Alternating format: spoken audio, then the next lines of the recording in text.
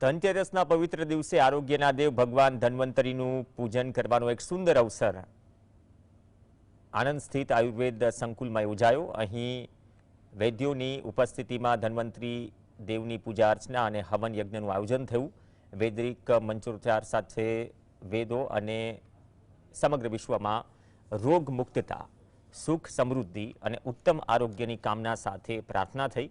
આ પ્રસંગે એક વિશેષ આરોગ્યલક્ષી સેમિનાર પણ યોજાયો, જેમાં નિષ્ણાંત વૈદ્યોએ સામાન્ય જનતાને આયુર્વેદના ઉપચાર, દૈનિક આહાર વિહાર અને ઋતુચર્યા વિશે ઉપયોગી માર્ગદર્શન આપ્યું। લોકોમાં આયુર્વેદ પ્રત્યે વધતો રસ અને સ્વાસ્થ્ય પ્રત્યેની જાગૃતિ આ કાર્યક્રમમાં સ્પષ્ટ જોવા મળી। ધનતેરસના શુભ પર્વે ભગવાન ધન્વંતરી દેવના આરોગ્યમય વિશ્વના સંદેશને પ્રસારિત કરવાનો આ એક ઉત્તમ પ્રયાસ હતો।